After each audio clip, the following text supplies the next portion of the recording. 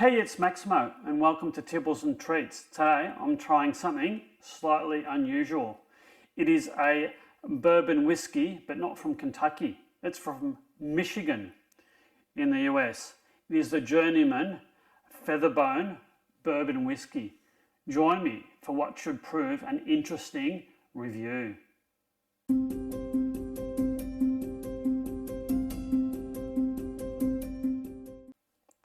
Now, if you're a regular viewer to my channel, you'll know that I have a particular fondness for bourbon whiskies or American whiskies. Now, this one caught my eye. I was in my local Tipple superstore and I thought, this looks quite interesting. It is a Journeyman Featherbone Bourbon Whiskey. And there's a little label here that says that it's won a number of gold medals and it's the best bourbon not from Kentucky. It actually hails from the Journeyman Distillery, and that hails from Three Oaks in Michigan. So that is quite some way away from Kentucky, and it's distilled in a refurbished 1900s Featherbone and Corset factory, hence Journeyman being the name of the distillery and Featherbone being the actual place where it's distilled. This particular tipple is made from a blend of 40% organic corn and 25% organic wheat, with the remaining 5% being organic rye. It's aged in newly charred American oak casks. Now, it is quite an interesting bottle. It's 45% alcohol by volume or 90 proof, and this was 750 milliliters, or I don't think what that is in US, but leave a comment in the description to work out, is that a pint or something? I'm not sure. Anyway. All right, so I bought this at my local Tipple superstore for 64 Australian dollars on special. It's usually 82 Australian dollars, and I bought this on special for around about 41 US dollars. So I thought that was pretty good value for money. And I'm not sure whether you can see on the back of the bottle, but the batch is individually hand labeled, and the bottle from the batch is also individually hand labeled. Maybe I'll take a photo of that and blow it up to make it easier for you.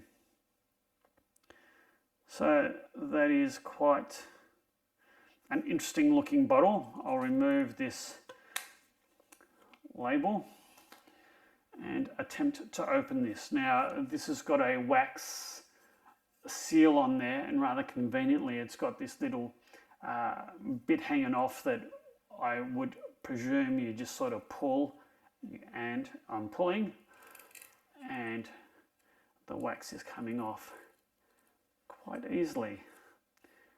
It's also sticking to my hand. All right.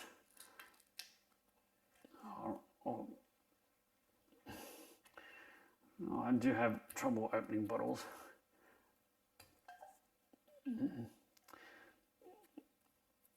Okay. Right. The wax is gone. I have a glass. I'll be very interested to try this. As I said, I'm fond of whiskies. I don't think the wax is fully off and it's hard to open this. Oh, but that was a hugely satisfying pop of the plastic cork. For 41 US dollars, what do you expect, I guess? But anyway, all right.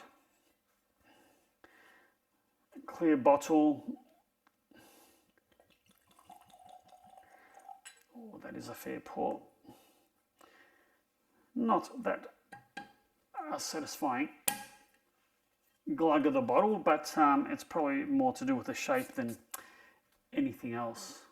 Right, 45% alcohol. So I'm not really sure what to make of this because it's it's new to me, and it's also from an area that I didn't expect it to be from.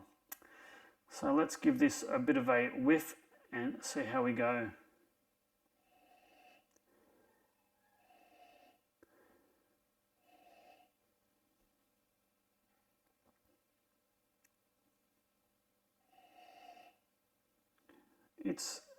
It's quite a delicate nose.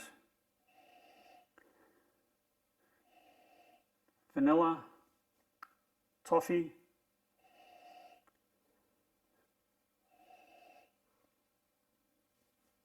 I'm not really getting the 45% alcohol. It's behaving itself, the whiffs of alcohol, that's for sure. Perhaps some florals in there. I'm not really sure what it is.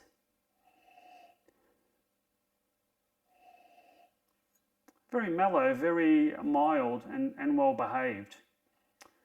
I'm eager to try this. Cheers.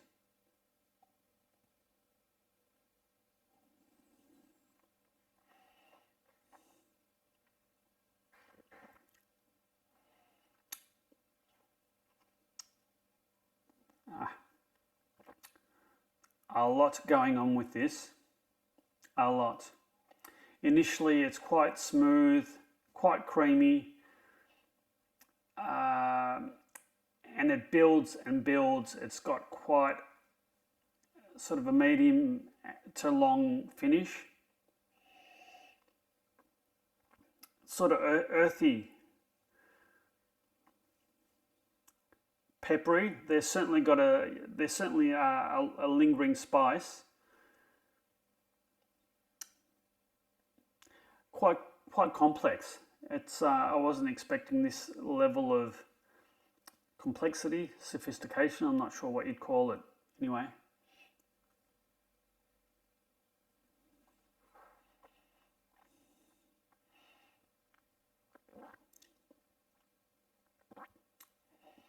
It almost has a slight tingle at the front of the palate, and then it sort of coats the rest of the mouth and the rest of the palate, and the flavour gradually expands. I've had a couple of sips of this now, and I think the spirit behaves itself fairly well.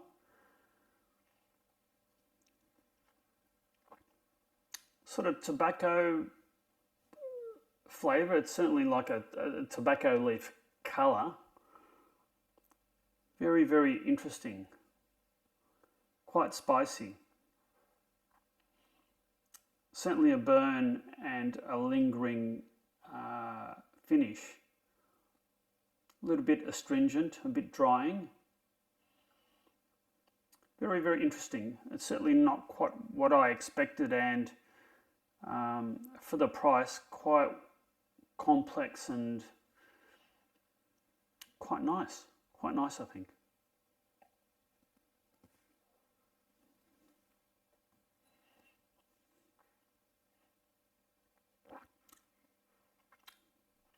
That's not bad, neat. There's certainly a sweetness to it as well. Sweetness at the front of the palate, leaning to dryness. I'm going to try this with some ice and see what difference a bit of ice makes, if I can grab some. I'm just going to put another little bit in. All right.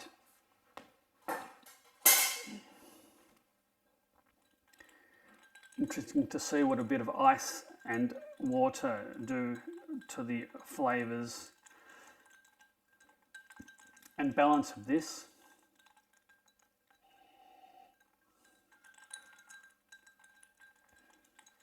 This is certified as organic too, and gluten-free.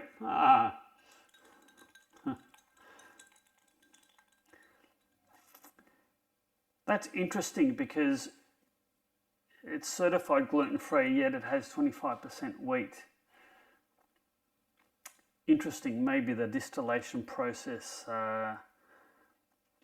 kills the wheat protein, which I'm actually allergic to wheat, so it's good to know that it is gluten-free.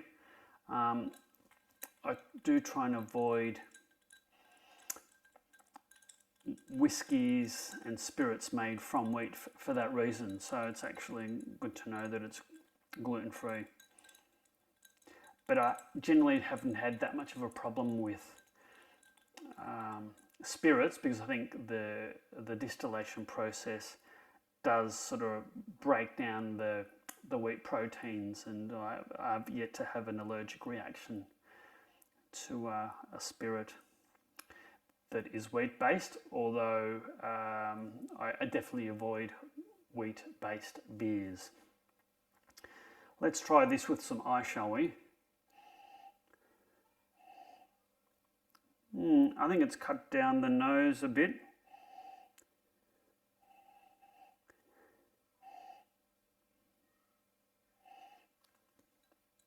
I'm getting sort of earthiness and vanilla and a little bit of floral and perhaps citrus notes.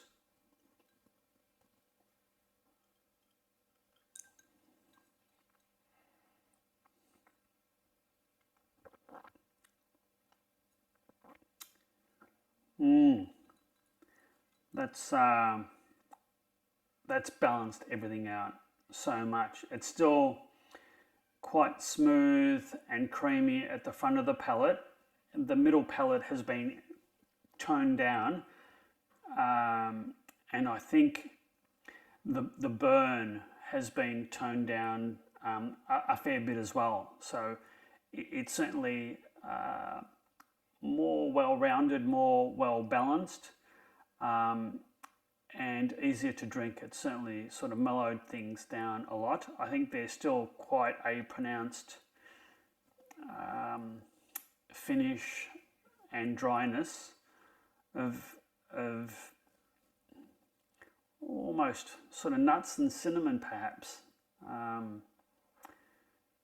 is the best way I could describe that. But it certainly from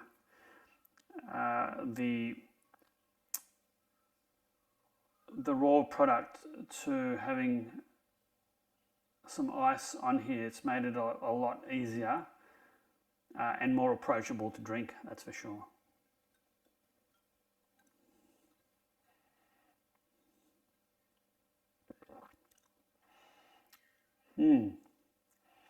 That's got a very nice flavour profile. It's sort of very nice. It's quite well balanced, quite approachable. At 45% alcohol, you'd think the spirit might be a bit harsh, but I think on the rocks it's very, very nice and approachable indeed. I've been pleasantly surprised by the Journeyman Featherbone Bourbon. If I see this on sale again for 64 Australian dollars, I'll definitely pick up another bottle. I think it's excellent value for money. Yeah, a lot of the cost of Australian alcohol is due to taxes and excise in particular.